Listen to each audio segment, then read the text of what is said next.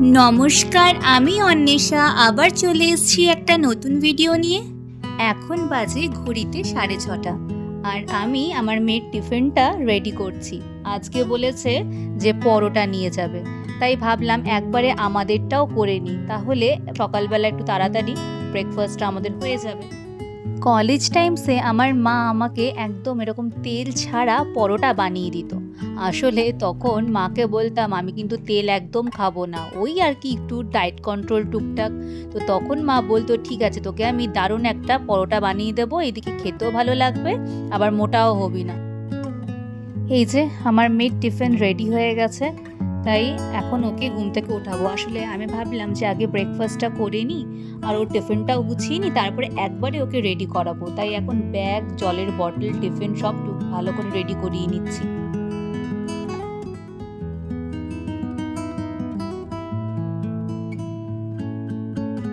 আমিও আজকে একবারে রেডি হয়েই ওকে রেডি করাচ্ছি। আজকে একটু তাড়াতাড়িও আমি উঠেছিলাম ঘুম থেকে, তাই ভাবলাম আমি আমার সব কাজ সেরে তারপরেই ওকে স্কুলের জন্য রেডি করাবো। এটা হলে একদিকে ভালো হয়, ওটাই প্রত্যেকদিন ভাবি করব, কিন্তু সবসময় হয়ে ওঠে না। তো আজকে দেখলাম যে সব একদম টাইম মাফিক হয়ে গেছে।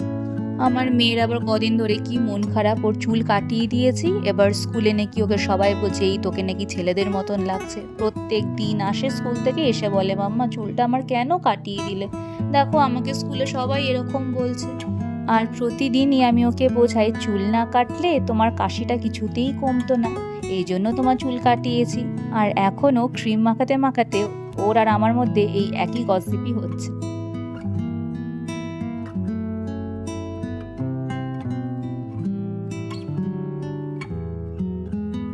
আমার মনে আছে যখন আমি স্কুলে যেতাম, মা আমাকে রেডি করিয়ে দিত আর পাপা আমাকে জুতো মোজাটা পরিয়ে দিত প্রত্যেক দিন। হ্যাঁ, আমি পড়তে পারতাম না তা না, কিন্তু কেন কি জানি পাপা বলতো আয় তোকে আমি পরিয়ে দিচ্ছি, তো পাপাই পরিয়ে দিত আমাকে। এখন খুব যে শীত তা না, তবে সকালবেলাটা একটু সোয়েটার টুপি ওকে না পরিয়ে দিলে সেই আবার ঠান্ডা লেগে যাবে, তাই যাওয়ার সময়টা সোয়েটার টুপি দুটোই পরিয়ে নিই। আর ওকে বলি যে যদি গরম লাগে তো স্কুলে খুলে দিস। ব্যাস আমরা তিনজনেই রেডি, এবার বেরোবো ওকে স্কুলে দিতে। এই হেডফোনটা ওর ব্যাগেই আমি দিয়ে দিই, যদি ও টুপিটা খুলে রাখে তখন হেডফোনটা পরেও বসে থাকে ক্লাসের মধ্যে। আসলে ক্লাসের মধ্যে অনেক সময় এসি চলে, তো তো তখন হেডফোনটা পরলে ওর একটু সুবিধা হয়। যদিও এখন আর এসি চালাচ্ছে না ওদের স্কুলে, তবে হেডফোনটা তাও কাছে থাকলে ওর যদি মনে হয় তখনও মাঝে মাঝে পরে। এই যে স্কুলে আমরা চলে এসেছি, আজকে টাইমের মধ্যেই চলে আসতে পেরেছি, মানে অনেকটাই আগে চলে এসেছি।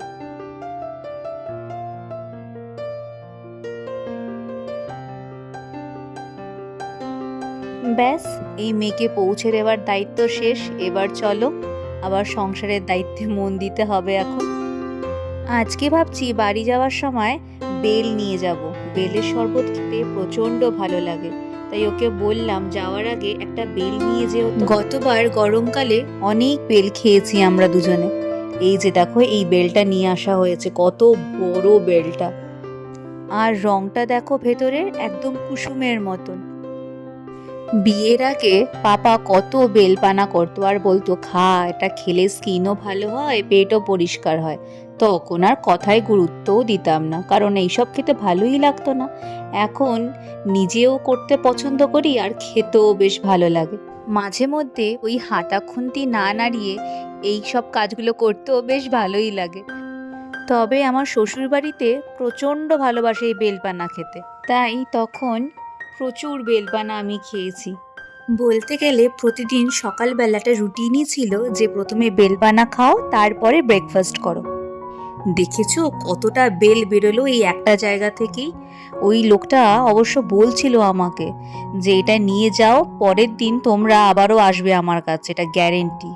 এই যে দেখো এখনো অবধি বেরিয়ে যাচ্ছে, এখনো তো পাশেরটা বাকি আছে।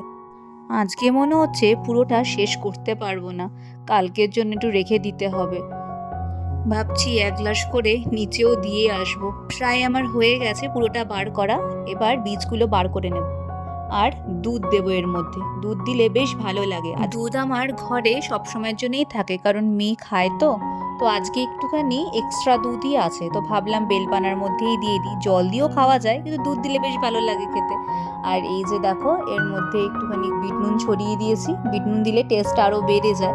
মা আমাকে বলতো দেখিয়ে দেখিয়ে যে বেলপানার যে রঙটা দেখছিস, হলুদ রং, এটা খেলে একদম এরকমই স্কিনের কালারটা হয়ে যাবে। আর সেই কথাটা এখন আমি আমার মেয়েকে বলি, যদিও ও একটু মুখে দিয়ে দেখে না, বলছে না না আমার দরকার নেই ওরকম কালার হওয়া। আজকালকার বাচ্চাদের উত্তর একদম রেডিই থাকে, তুমি যেটাই বলবে তার এগেনস্টে কিছু না কিছু একটা উত্তর তোমাকে দেবেই। যাই হোক, আবার এই লাঞ্চের সব প্রিপারেশন করছি। আজকে করব এই পার্শে মাছ সর্ষে আর বড়ি দিয়ে।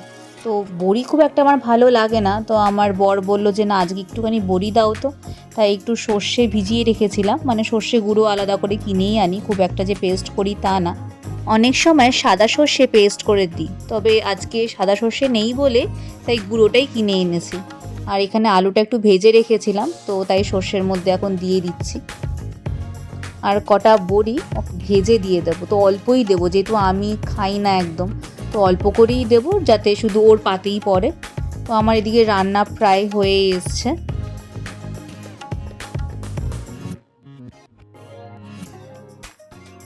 আর এখানে বসিয়েছি শিঙি মাছ। এই শিঙি মাছটা হয়তো আমি আগের ভ্লগে তোমাদেরকে বলেছিলাম যে আমি আড়ত থেকে এই মাছগুলো এনেছি।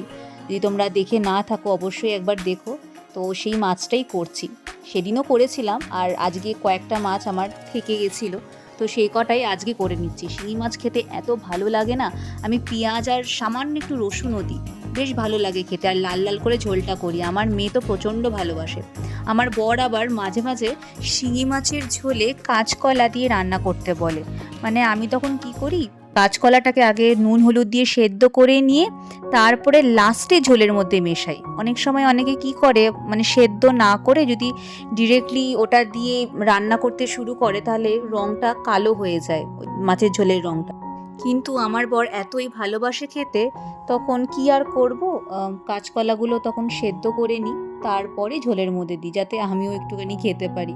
আর এই যে এখানে বাঁধাকপি বসিয়েছি, প্রায় হয়েই গেছে আমার আজকের সব রান্না।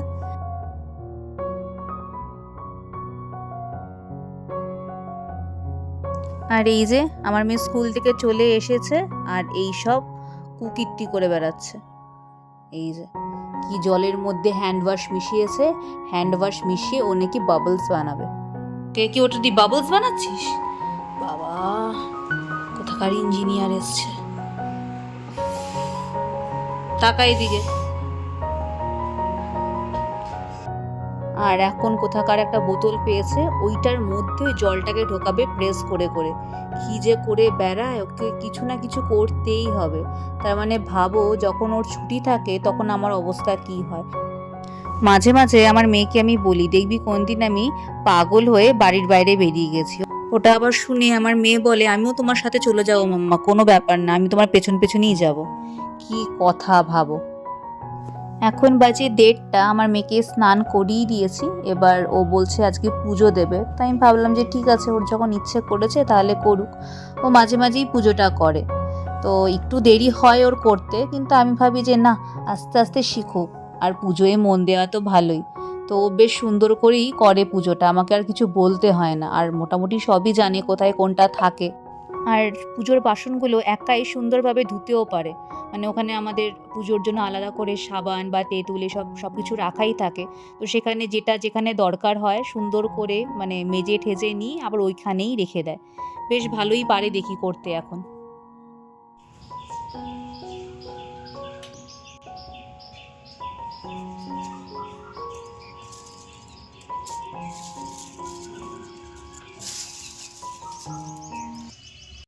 আমার মেয়ের দুপুরের খাওয়া হয়ে গেছে, আর এখন আমি আর আমার বর বসবো খেতে।